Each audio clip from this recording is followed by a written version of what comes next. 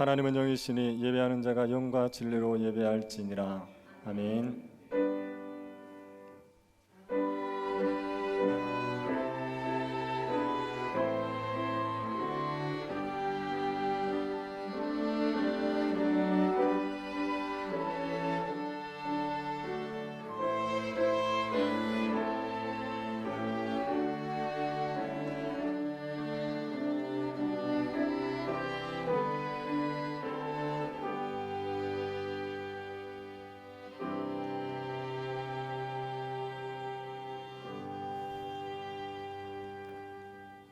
거룩하시고 사랑이 풍성하신 하나님께서 저희들을 예배의 자리로 불러주셔서 감사를 드립니다. 영광의 하나님께서 우리 가운데 함께하여 주옵소서. 주의 보좌로부터 흘러넘치는 생수가 우리의 심령을 새롭게 하여 주시고 하나님의 거룩한 군대로 일어서게 하여 주옵소서. 거룩하신 예수님 이름으로 기도드립니다. 아멘. 찬송가 15장 찬양하겠습니다.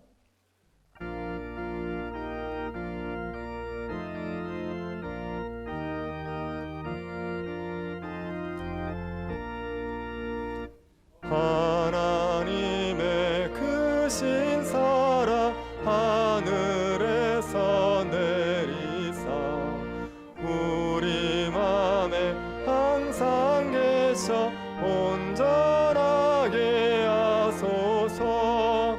우리 주는 자비하사 사랑 무한하시니 두려워서 떠는 자를 구원하여 주소서. 걱정 근심 많은 자를 성령 감화하시며 복과 은혜 사랑받아 평안하게 하소서. 처음과 끝이 되신 주님 항상 인도하시소.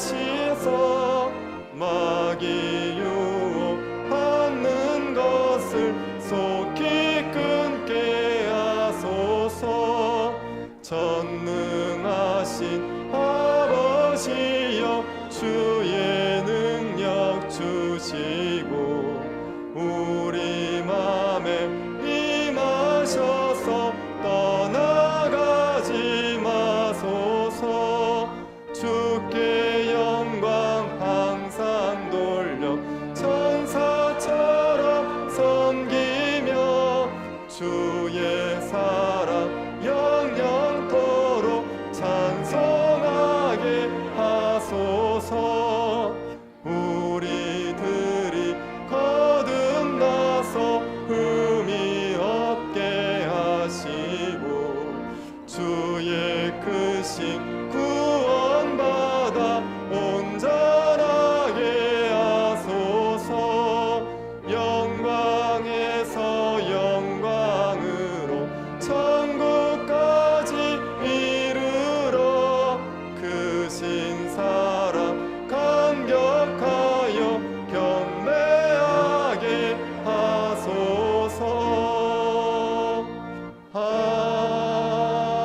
아멘. 사도신경으로 신앙 고백하겠습니다.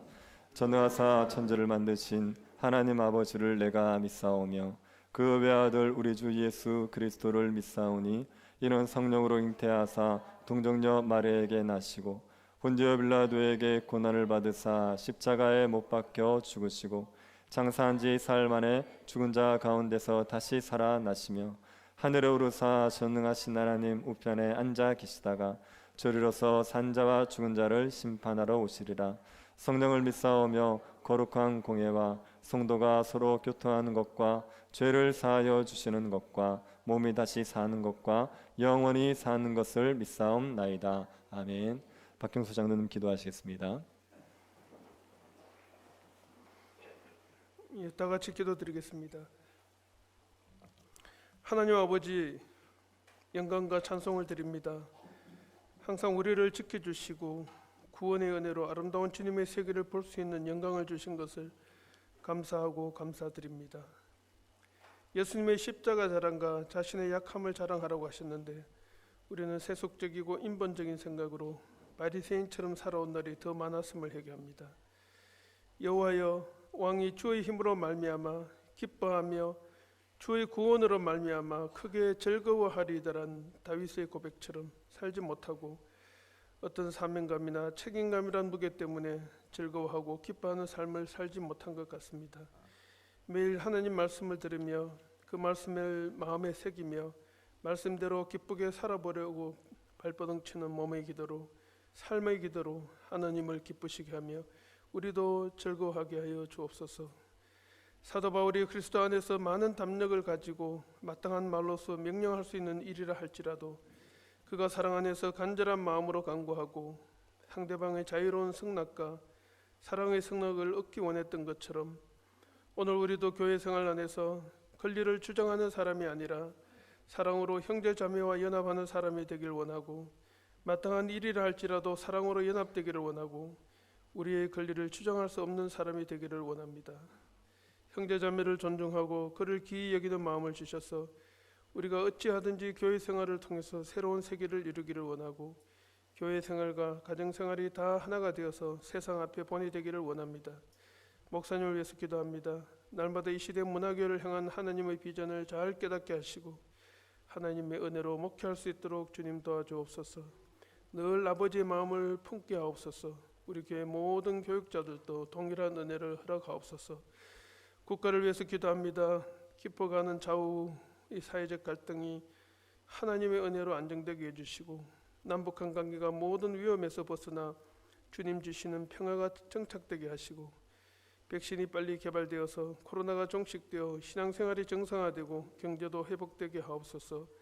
또 정부 당국과 관계기관이 이 상황을 속히 극복할 수 있도록 도와주시옵소서. 특별히 이 민족을 국리히 여겨 주옵소서. 여호와 앞에 교만하지 않게 하시고 하나님께서 특별히 이 민족을 국리히 여겨 주셔서 모든가 환난과 역사 속에서도 지켜주신 하나님, 이 민족을 저버리지 말기를 소망합니다. 하나님 아버지, 이 땅의 수고를 위로하여 주시고 우리 교회가 물된 동산 같은 교회 되게 하사 저희의 기쁨과 즐거움과 감사하는 찬송이 끊어지지 않게 하옵소서. 오늘 주실 귀한 말씀 가운데 저희들이 결단하고 각오를 다지고 새 생활할 수 있는 길을 열어 주옵소서.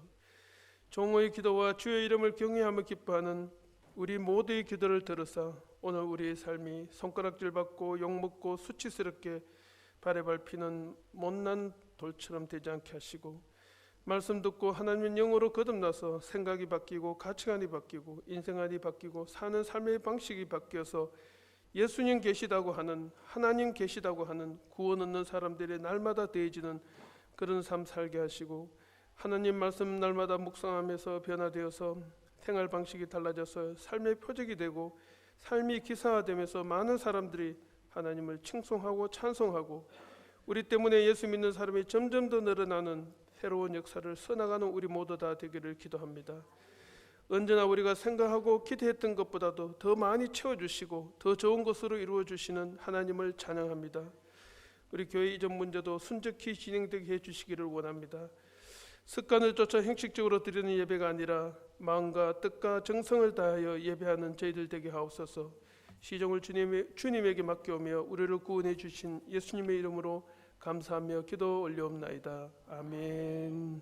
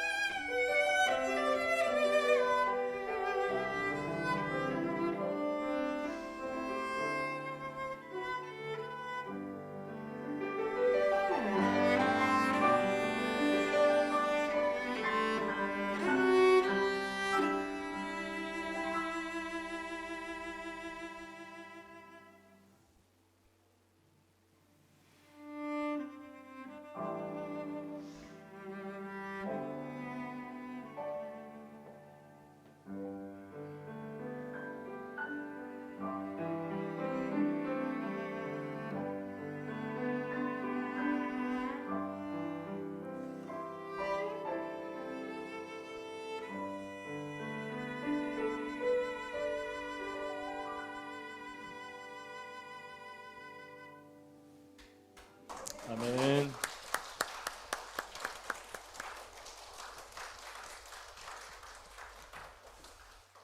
말씀을 보겠습니다. 마가복음 7장 24절부터 37절입니다. 마가복음 7장 24절부터 37절 말씀입니다. 찾으셔서 한 절씩 교도하겠습니다. 찾으셨으면 교도하겠습니다. 예수께서 일어나사 거기를 떠나 두로 지방으로 가서 한 집에 들어가 아무도 모르게 하시려 하나 숨길 수 없더라.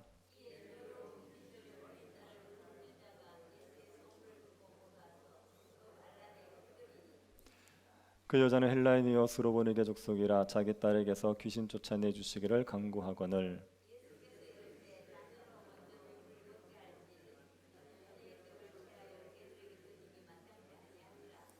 여자가 대답하여 이르되 주여 올소이다마는 상아래 개들도 아이들이 먹던 부스러기를 먹나이다.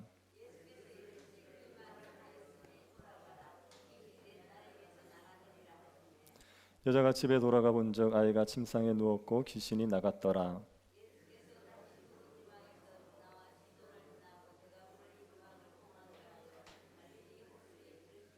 사람들이 귀 먹고 말 더듬는 자를 데리고 예수께 나와 안수하여 주시기를 간구하거늘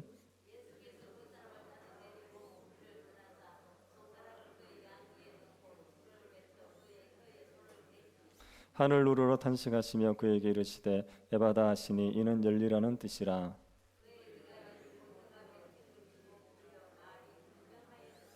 예수께서 그들에게 경고하사 아무에게도 이르지 말라 하시되 경고하실수록 그들이 더욱 널리 전파하니 사람들이 심히 놀라 이르되 그가 모든 것을 잘하였도다. 못 듣는 사람도 듣게 하고 말 못하는 사람도 말하게 한다 하니라. 아멘.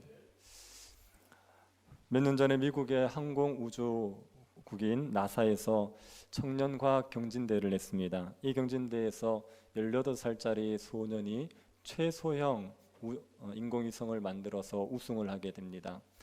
이 소년은 3D 프린터로 8개의 센서가 있는 64g짜리 인공위성을 만들었습니다. 나사는 이 소년이 만든 인공위성을 우주에 쏘아 올릴 계획이라고 얘기를 했었습니다. 18살짜리 소년이 초소형 인공위성을 만든 게 놀랍지 않습니까? 그런데 경영을 하는 사람들은 나사가 외부의 인력을 사용하는 방식도 놀랍다고 말했습니다. 나사는 세계적인 과학자들이 모여 있는 곳이죠. 천재들이 많은 곳입니다. 그 안에서도 얼마든지 많은 걸 할 수 있을 텐데 나사는 외부에 있는 인력들을 활용하기 위해서 애를 쓰게 됩니다. 최근도 나사에서 우주 화장실을 공모하는 전을 했었지요. 그렇게 하면서 나사를 홍보하는 목적도 있겠지만 이 나사가 다른 인력, 외부에 있는 인력들을 활용하기도 하는 겁니다. 기업을 경영하는 사람들은 지금은 외부의 인력을 얼마나 잘 활용하느냐가 기업의 성패를 좌우한다고 말하고 있습니다. 지금 우리나라뿐 아니라 전 세계적으로 인터넷이 발달되어 있죠. 그래서 인터넷에 있는 정보를 잘 활용하면 비전문가도 전문가 못지않은 결과를 낼 수가 있습니다. 그런 인력들을 잘 활용해야지 기업이 살아남을 수 있다, 이렇게 말합니다. 이런 시대에 만약에 외부의 인력을 활용하는 게 아니라 내부 인력조차도 활용하지 못한다면 그런 조직은 살아남을 수가 없지요. 외부 인력도 잘 활용해야 될 때 이 내부에 있는 좋은 인재들조차도 활용하지 못하는 그런 조직이 있다면 생존할 수가 없습니다. 내부 인력을 활용하지 못하는 리더는 악하거나 어리석은 리더입니다. 악한 이유는 시기심 때문에 좋은 인재를 쓰지 않을 수 있습니다. 그래서 악한 거고, 어리석은 것은 좋은 인재를 알아볼 수 있는 눈이 없어서 어리석은 거지요. 악하거나 어리석은 리더는 내부에 있는 좋은 인력조차 활용할 수가 없습니다. 그런 관점에서 보면 이스라엘의 종교 지도자들, 이들은 악하고 어리석은 자들이지요. 이스라엘 종교 지도자들은 예수님을 인정하지 않습니다. 예수님이 자기의 전통을 부정했지요. 사람들이 입에 들어가는 것으로 사람이 더러워지는 것이 아니다, 그렇게 부정했지요. 전통을 부정하는 것 때문에 예수님에 대해서 배척했고, 예수님이 사람들에게 인기를 끄는 것 때문에 시기해서 예수님을 배척했습니다. 예수님께서 메시아 되심을 수많이 보여주시고 말씀하셨지만 그럼에도 그 메시아 되심을 믿지 않았죠. 그래서 이 종교 지도자들은 악하고 어리석은 리더들입니다. 예수님이 이스라엘 땅 오신 것 자체가 이스라엘에게 말할 수 없는 복이라고요. 하나님께서 메시아를 이스라엘 땅에 보내준 거 아닙니까? 이거는 하나님께서 아브라함에게 하신 약속을 지키기 위해서입니다. 아브라함에게 뭐라고 하셨냐면 내 씨로 말미암아 천하 만민이 복을 받으리라. 그 약속을 지키기 위해서 하나님께서 이스라엘 땅에 메시아를 보내주신 겁니다. 그래서 이 메시아 되시는 예수님이 오셔가지고 이 이스라엘 백성들이 복을 누리고 이방인들이 복을 누리는 거거든요. 그런데 그 예수님을 배척해버리는 거예요. 이 종교 지도자들이 예수님이 메시아가 아니라고 얘기하는 겁니다. 수많은 증거와 말씀을 보여주셔도 그걸 배척했죠. 이 종교 지도자들이 악하고 어리석은 자들입니다. 예수님께서 이방 지역에서 행하신 사역들, 그때 이방인들이 보인 반응들 있지 않습니까? 그 반응들을 보면 이들의 악함과 어리석음이 훨씬 잘 드러나게 됩니다. 오늘 본문은 예수님께서 이방 지역에서 사역을 하신 이야기입니다. 예수님께서 종교 지도자들, 그 바리새인과 서기관들의 전통을 부정하셨어요. 사람이 입에 들어가는 게 사람을 더럽게 하는 게 아니라 마음이 더러운 게 사람을 더럽게 한다, 그렇게 얘기하셨어요. 그 말씀하시고 곧바로 이방 지역으로 가십니다. 24절을 한번 보시겠습니까? 예수께서 일어나서 거기를 떠나 두로 지방으로 가서 한 집에 들어가 아무도 모르게 하려 하나 숨길 수 없더라. 예수님께서 두로 지역으로 가셨지요.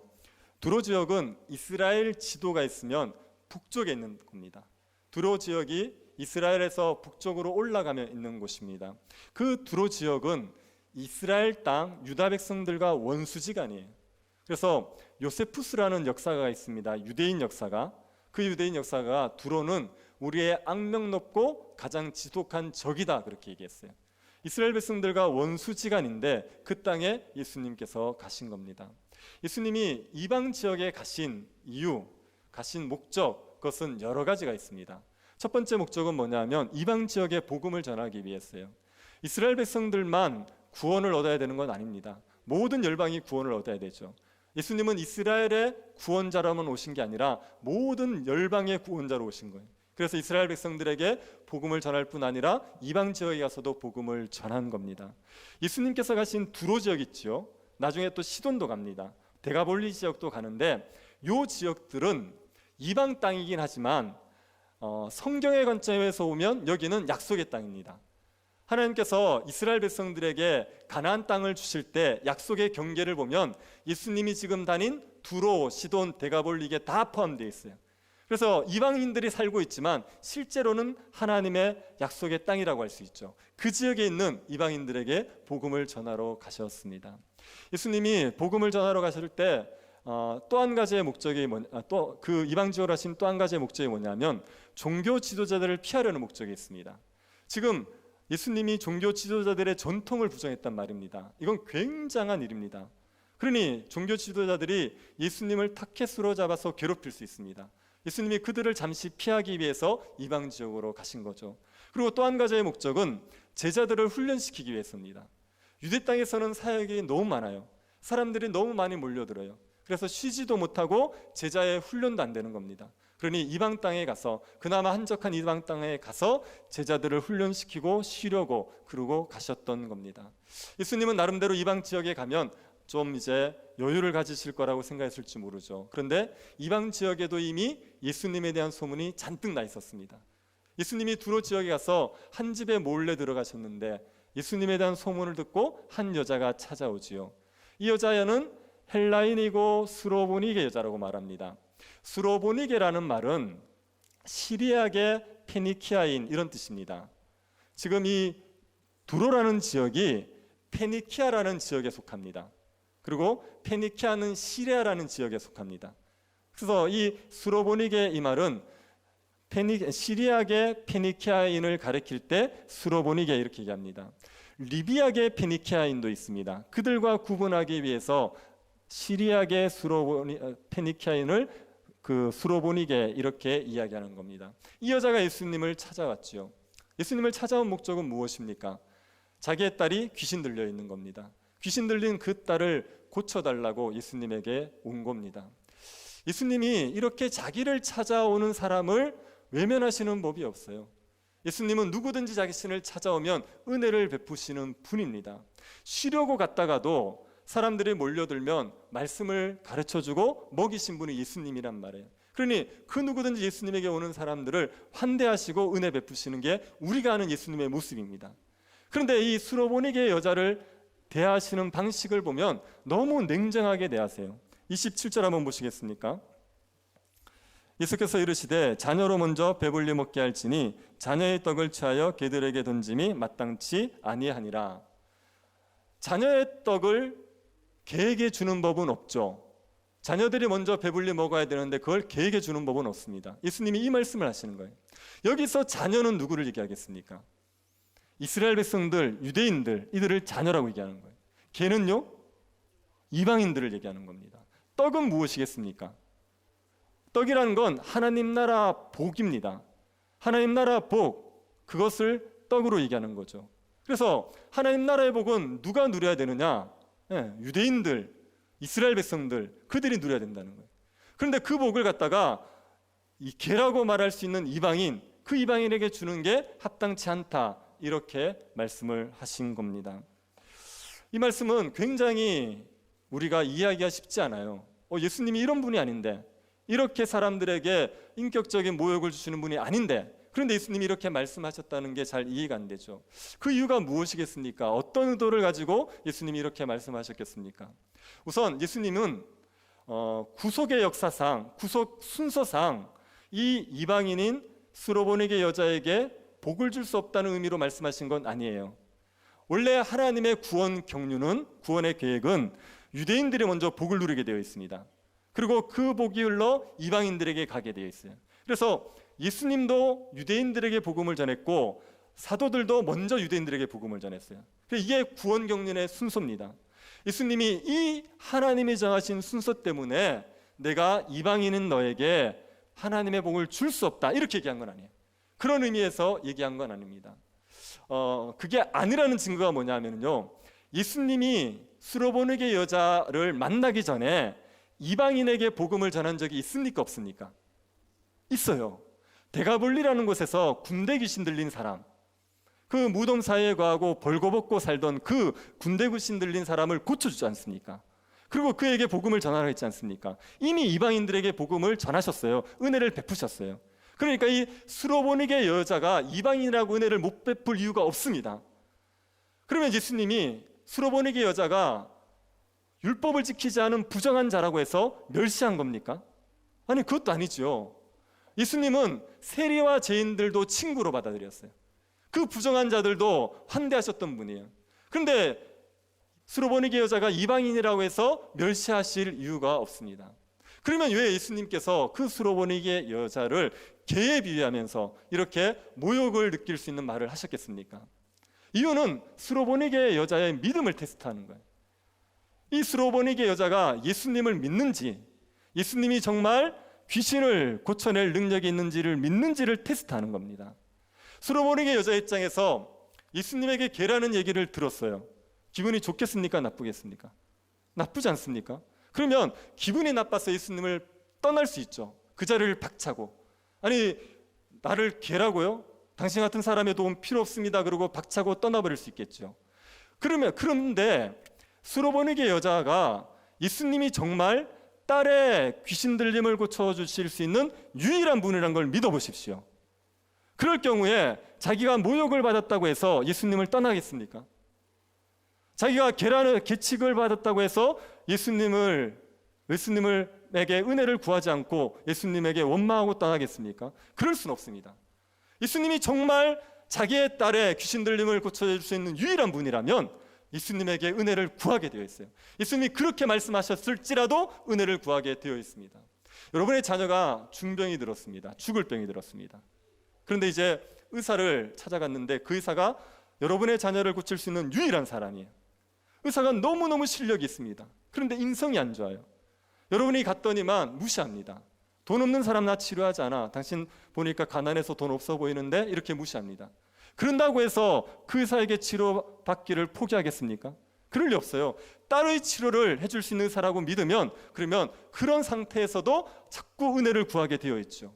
예수님이 수로보니게 여자에게 예수님이 정말 귀신 들림을 고칠 수 있는 능력이 있느냐, 이걸 믿느냐는 걸 테스트하기 위해서 지금 이 말씀을 하신 겁니다. 수로보니게 여자가 그 테스트에 통과를 합니까, 못합니까? 통과하죠. 수로보니게 여자가 예수님에게 뭐라 그럽니까? 27절 보십시오. 여자가 대답하여 이르되 주여 올소이다마는 상아래 개들도 아이들이 먹던 부스러기를 먹나이다. 수로보니게 여자는 예수님을 부를 때 주여라고 불렀어요. 주여라는 단어는요, 호칭은요, 하나님에 대한 호칭입니다. 퀴리오스라 그래서 하나님을 부를 때 주여라고 부르고 자기의 주인을 부를 때 주여라고 부릅니다. 이 수로보니게 여자가 예수님을 주여라고 고백했습니다. 여러분, 마가복음을 통틀어서 마가복음 전체에서 예수님을 향하여서 주여라고 부른 사람은 이 수로보니게 여자가 유일합니다. 아무도 예수님을 주라고 부르지 않았어요. 여러분 상식으로, 여러분의 성경 지식에 의하면 베드로는 예수님을 뭐라고 부르죠? 8장 29절 보십시오. 뭐라고 불렀습니까? 주는 그리스도시요, 이렇게 불렀죠. 그러니까 베드로도 예수님을 주라고 했죠. 그런데 원어를 보면 이 주라는 것은 퀴리오스를 말하는 그 주가 아니라 당신입니다. 당신은 그리스도입니다. 베드로는 이렇게 얘기한 거예요. 그러니까 번역상 우리가 주라고 얘기한 거지 실제로 원어를 보면 당신입니다. 그러니까 마가복음 전체를 통틀어서 예수님을 주라고 부르는 유일한 사람은 수로보니게 여자예요. 수로보니게 여자는 예수님이 자기의 귀신 들린 딸을 고칠 능력이 있다는 걸 믿은 거예요. 당신은 주님이십니다. 당신은 하나님이십니다. 당신의 능력으로 얼마든지 제 딸을 고칠 수 있습니다. 믿은 겁니다. 예수님께서 그렇게 모욕적인 말을 해도 예수님에 대한 믿음을 가지고 예수님을 고백했죠. 그러고 나서 뭐라 그럽니까? 주여 옳소이다 마는, 옳대요. 뭐가 옳다는 얘기입니까? 자녀의 떡을 취하여서 개에게 주는 게 합당치 않다는 주님의 말씀이 옳다고 얘기하는 겁니다. 이 수로보니게 여자가 뭘 고백하는지 아시겠습니까? 저는 개 같은 존재가 맞습니다. 저는 하나님 나라의 복을 누릴 만한 자격이 없는 자가 맞습니다. 저는 부정한 자이고 죄인이어서 하나님이 주시는 어떤 복도 누릴 수 없는 자가 맞습니다. 그걸 고백하고 있는 겁니다. 수로보니게 여자는 자기가 굉장히 대단한 사람이라고 생각지 않아요.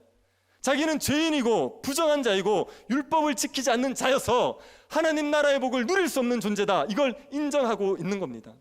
여러분, 이 수로보니게 여자의 모습이요, 은혜를 구하는 자의 모습입니다. 은혜라는 게 무슨 뜻입니까? 받을 자격 없는 자에게 값없이 베푸시는 하나님의 사랑을 은혜라 그래요.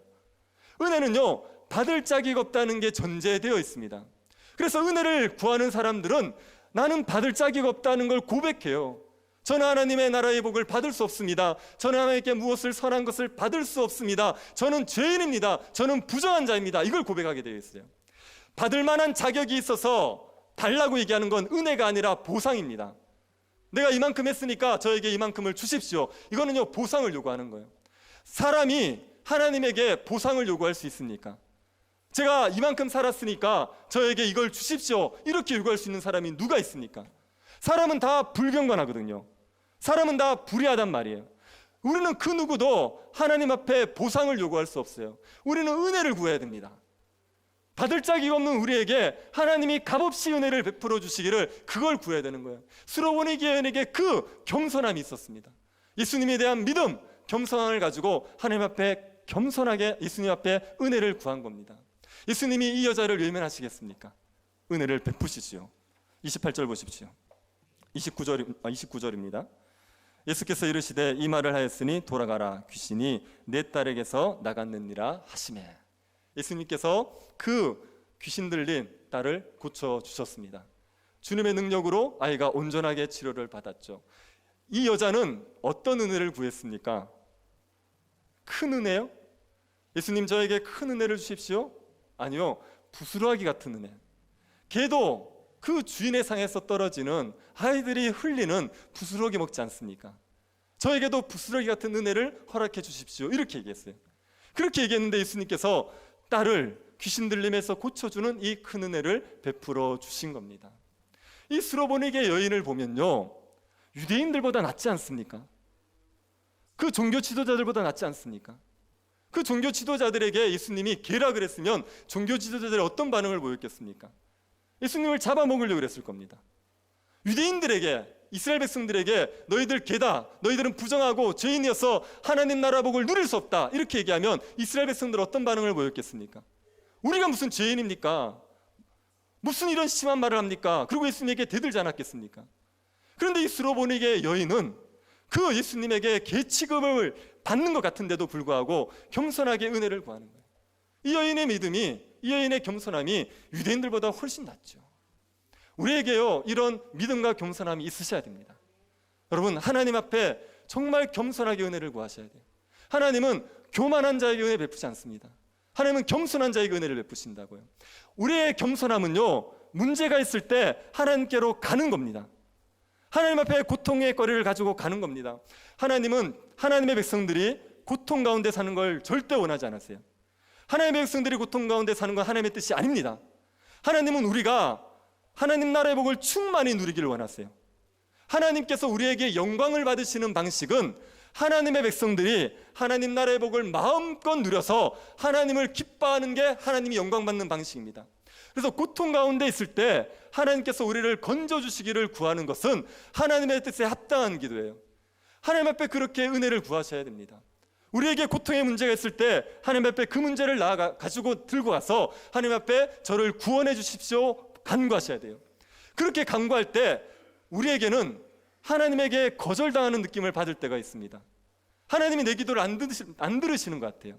나를 부정한 자 취급하는 것 같아요. 나를 죄인 취급하는 것 같아요. 하나님은 나를 사랑하지 않는 것 같을 때가 있습니다. 그렇게 하나님이 나를 외면하시는 것 같아 보일지라도 그때 겸손함을 잊어버리지 마시고 하나님을 여전히 의지하셔야 됩니다. 왜 나에게 이걸 안 주시냐고요? 원망할 수 있는 게 아니죠. 우리가 하나님께 무슨 원망을 합니까? 우리는요, 하나님에게 어떤 것도 받을 수 없는 죄인입니다. 기분 나쁘신 건 알겠지만, 아멘 하시죠. 우리는요, 하나님 앞에 어떤 것도 받을 수 없는 죄인이라니까요. 우리의 불경건함을 한번 생각해 볼까요? 일주일 동안 성경은 얼마나 읽으셨습니까? 드라마는 몇 편을 보셨죠? 여러분이 얼마나 하나님 앞에 의롭게 살려고 했습니까?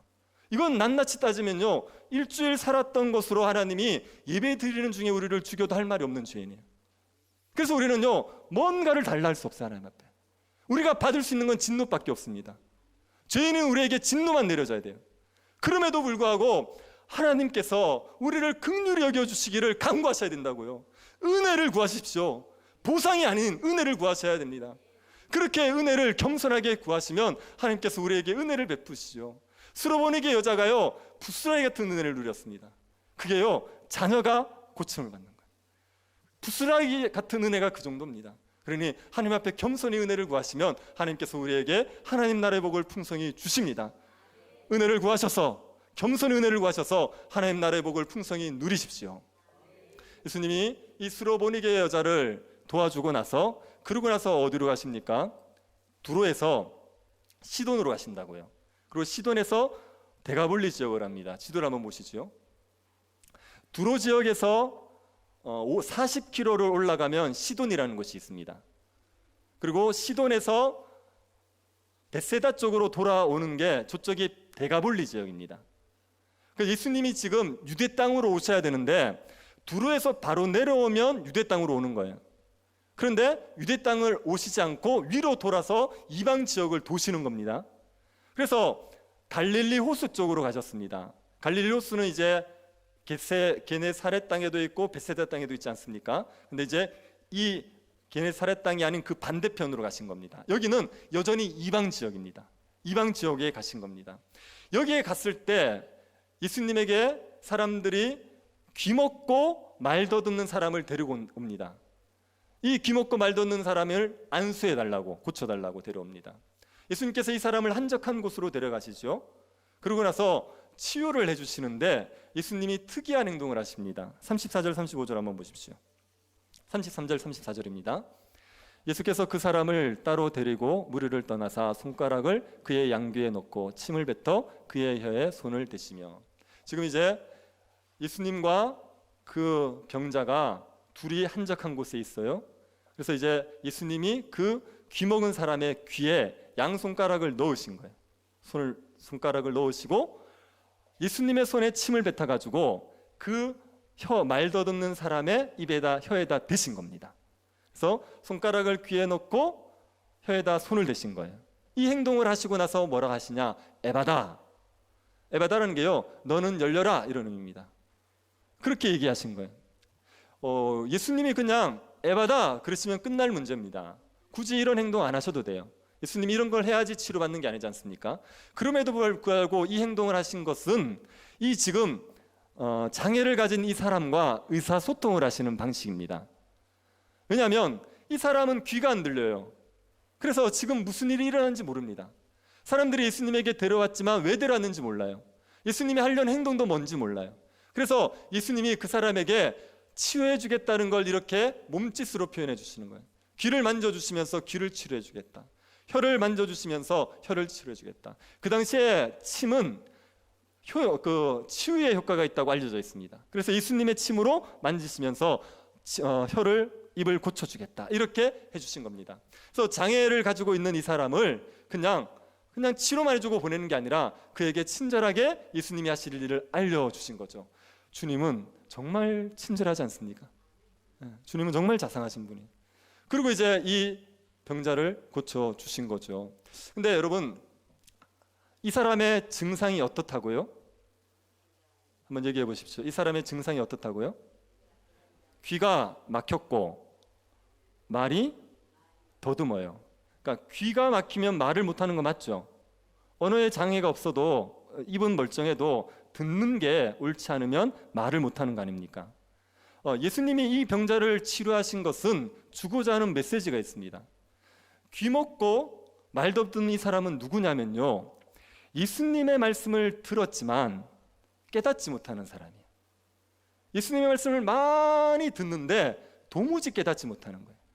예수님의 말씀을 들으면 뭘 깨달아야 됩니까? 예수님의 하신 일을 보면 뭘 깨달아야 됩니까? 주는 그리스도다, 이걸 깨달아야 돼요.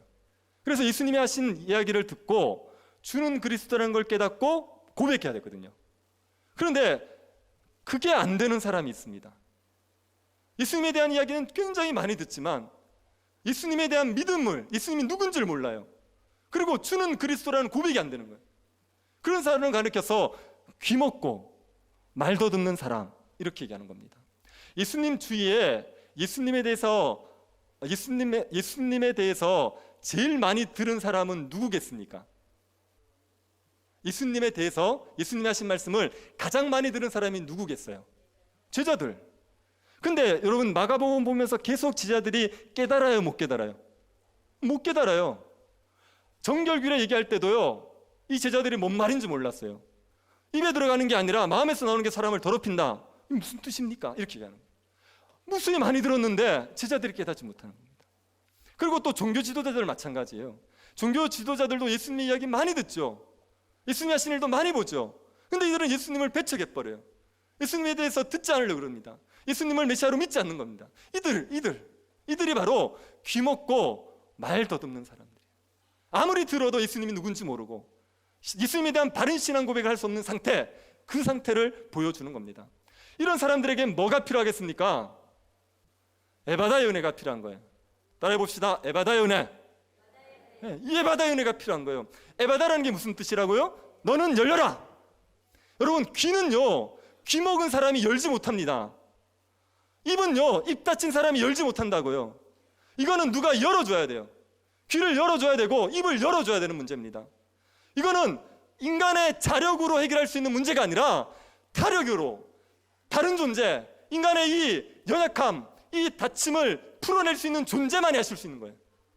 그래서 이 에바다의 은혜라는 것은 하나님께서 우리의 귀를 열어주시고 우리의 입을 열어주시기를 간구하는 은혜입니다. 그런 은혜가 있어야지, 그래야 예수님에 대해서 바르게 듣고 이해하고 그리고 바르게 말할 수가 있습니다. 예수님에 대해서 아무리 들어도 예수님에 대한 믿음이 생기지 않으면 에바다의 은혜를 구하셔야 됩니다. 주님, 저의 귀를 열어주십시오. 저의 입을 열어주십시오. 그렇게 간구하셔야 됩니다. 그래야지 예수 그리스도에 대한 바른 신앙 고백을 하고 하나님 나라의 복을 누릴 수가 있습니다. 저를 한번 보십시오. 다들 저를 한번 보십시오. 제가 여쭤보겠습니다. 여러분은 하나님 나라의 복을 누리고 계십니까? 제가 이걸 물어보는 이유가 있습니다. 하나님 나라의 복을 누리고 계시냐고 묻는 것과 예수님을 믿냐고 묻는 게 똑같은 겁니다.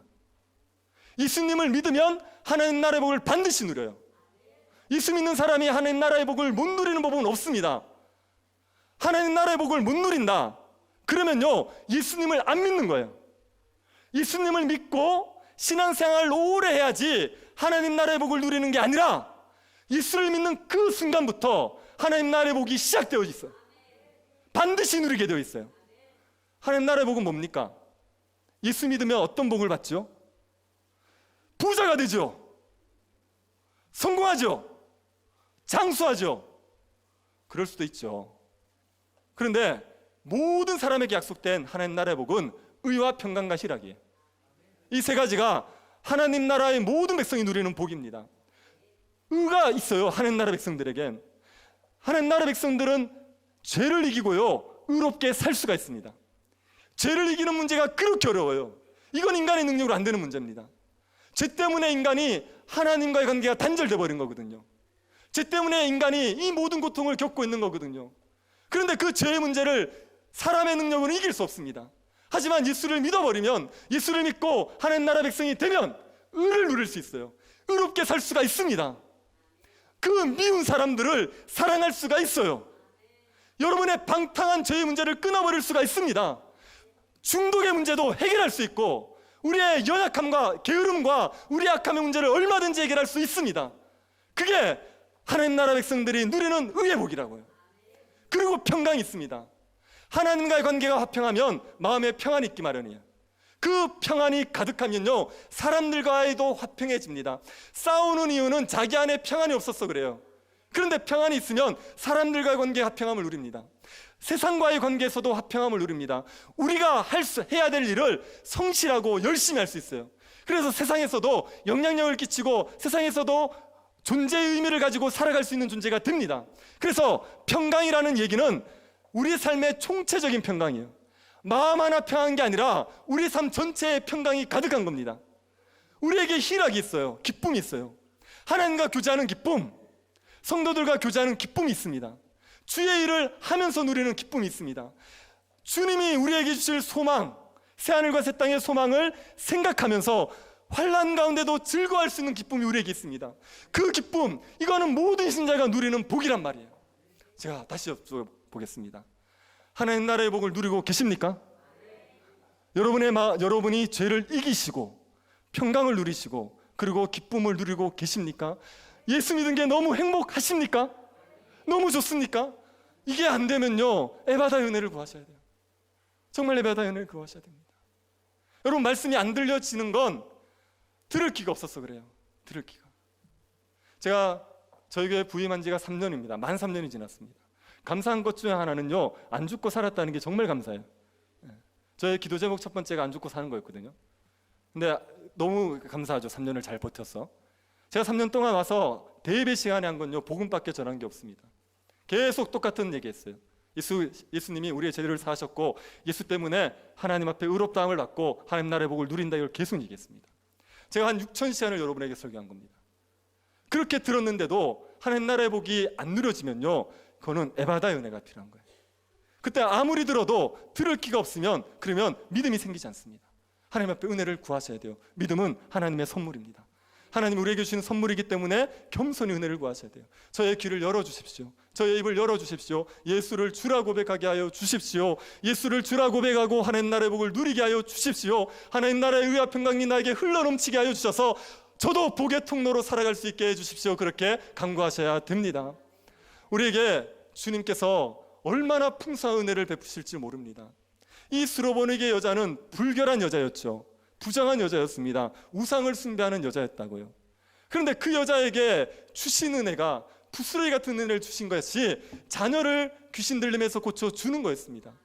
아니, 이방 여자, 불결한 여자, 우상 숭배자에게도 이런 은혜를 베푸셨다면 하나님의 자녀들에게 얼마나 큰 은혜를 베푸시겠습니까? 하나님이 얼마나 풍성하게 채우시겠습니까? 이런 이야기가 있습니다. 잔칫날에 개들이 살점이 가득한 갈비를 뜯는다면 잔치에 초대한 사람들은 얼마나 융성한 대접을 받겠는가? 잔치가 벌어졌는데 지나가는 개에게 살점이 가득 붙은 갈비를 던져줘요. 그 잔치면요, 초대받은 손님들은요 뭘 먹겠습니까? 이 삭스핀을 먹는 거죠. 랍스터를 먹는 거라고요. 개가 갈비를 뜯는 잔치면요 정말 융숭한 대접을 받는 거 아닙니까?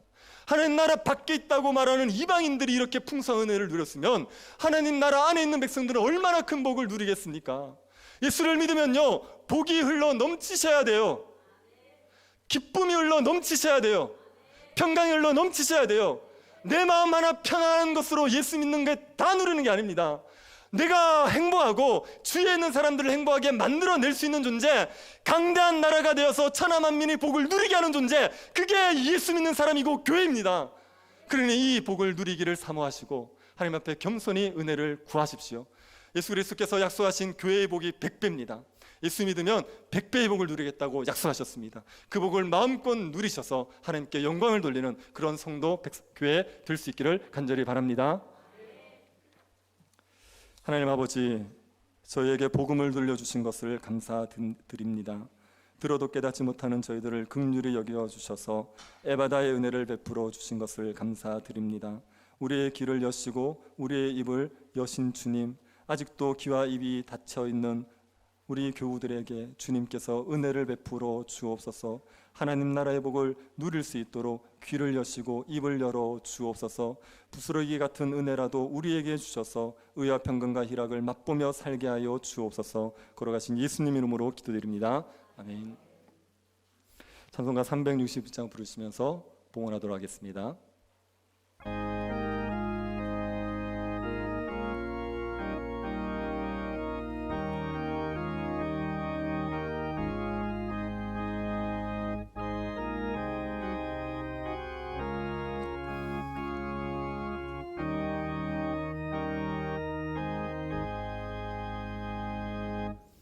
어두운 내 눈 밝히사 진리를 보게 하소서.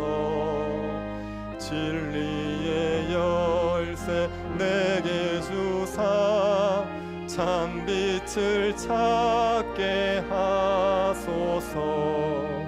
깊으신 뜻을 알고자 엎드려 기다리오니 내 눈을 뜨게 하소서. 성령이여 막혀진 내 귀 여시사 주님의 귀한 음성을 이 귀로 밝히 들을 때에 내 기쁨 한량 없겠네. 깊으신 뜻을 알고자 엎드려 기다리오니 내 귀를 열어 주소서.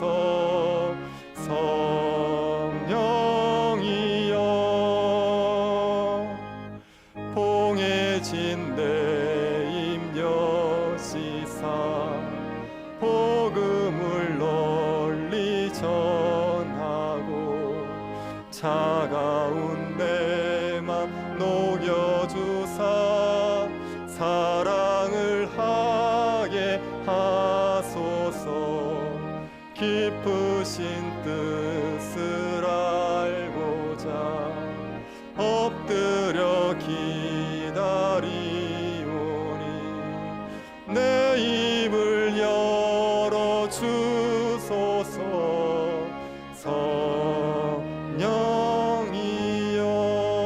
성령이여 우리의 모든 쓸 것을 아시고 구하지 않아도 채워주신 은혜에 감사드립니다. 받을 자격 없는 자가 하나님의 은혜로 복을 누리고 살아감을 고백하며 주 앞에 예물을 드립니다. 드려진 모든 예물들이 주의 나라를 위해서 합당하게 쓰여지게 하여 주옵소서. 여러 환난 가운데 있는 성도들을 위로하시고 구원의 은혜를 베풀어 주옵소서. 고통 가운데 부르짖을 때 하나님께서 위로하시고 고난 회복시켜 주셔서 고난을 넉넉히 이겨내게 도와주옵소서. 교회를 은혜 가운데 지켜주심을 감사드립니다. 하나님의 충만함에 이르도록 날마다 자라가는 교회 되게 하여 주옵소서. 하나님의 아들을 믿는 것과 아는 일에 다 같이 하나가 되어서 온전해질 수 있는 교회 되게 하여 주옵소서. 걸어가신 예수님 이름으로 기도드립니다. 아멘. 장로님 나오셔서 간구하시겠습니다.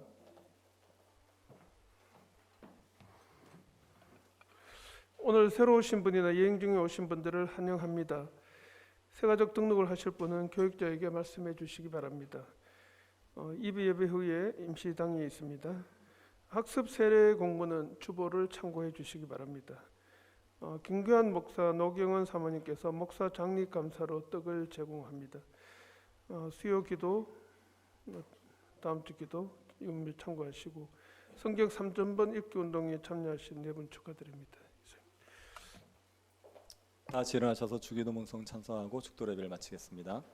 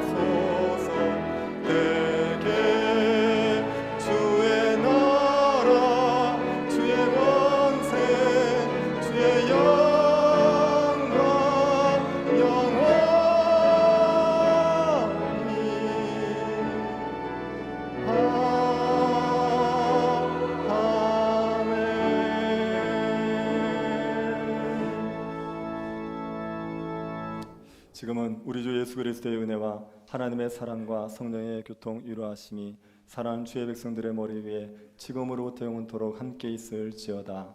아멘.